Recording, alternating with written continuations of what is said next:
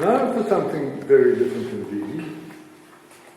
This is the story of Gordon and Barbara, another world premiere. So very good of you to be the audience for this. You may be a bit more of than an audience. If you could be asked to say something as well. I did write this, I really did. Okay.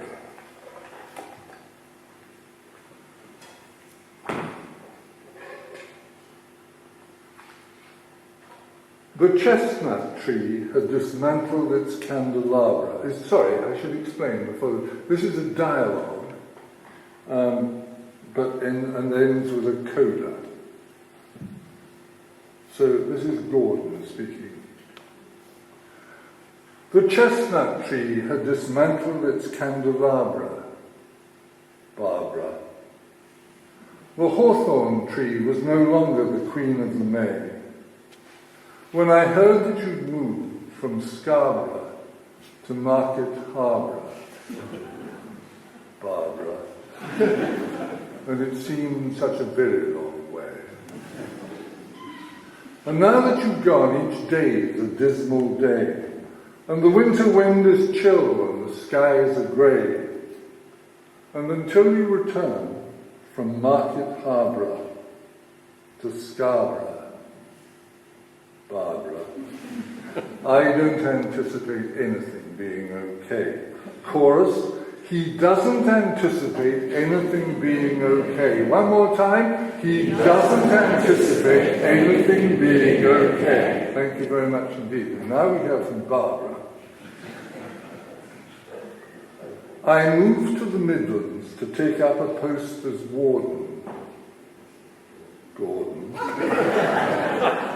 of a theological college, looped and bound in a cordon, as it were, of the River Jordan, Gordon, and it suits me down to the ground. And since I arrived, each day has been a lovely day, and I feel contentment has finally come to stay. And I don't wish to broaden the scope of my duties as warden, Gordon, by bringing your sensibilities into play. Chorus, she won't bring his sensibilities into play. One more time, she won't bring his sensibilities into play. Thank you very much indeed, and here is the coda. So Gordon was moved to adopt a different policy. He promptly resolved to return to his wife in Wallasey, and felt that fate was making sadistic fun of him when she roundly declared that she was having none of it.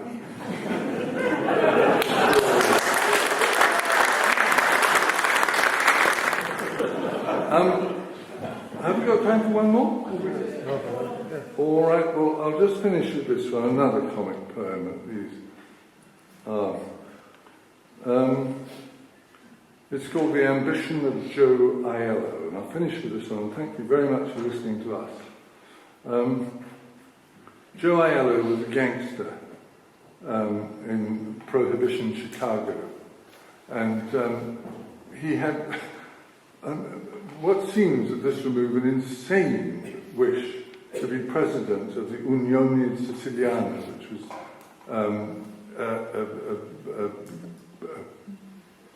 an association of supposed Italian and Sicilian businessmen, but in fact a criminal thing. But it was antagonistic to Capone, and thus wasn't going to do very well. And neither was anyone who was president of it, and they had a poor track record. This didn't deter him. Giuseppe Aiello was a very persistent fellow. As a noted Chicago resident, he had long aspired to be president of the Unione Siciliana, but was always second banana. It made him sadder and sadder that others surmounted the greasy ladder, but he himself was forever stuck on the shelf below. Joe, did not reflect that those the Unioni deigned to elect to the topmost post were toast, almost straight away. He thought the prospects okay. So of course he was disappointed when other heads were anointed, and if these were perchance blown off, he'd simply scoff, when the job's mine, security will be fine.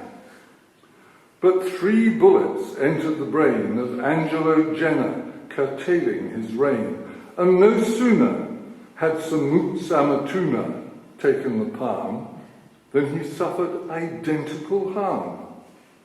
Was the position hexed? Tony Lombardo was next, and I'm sorry to say he immediately passed away.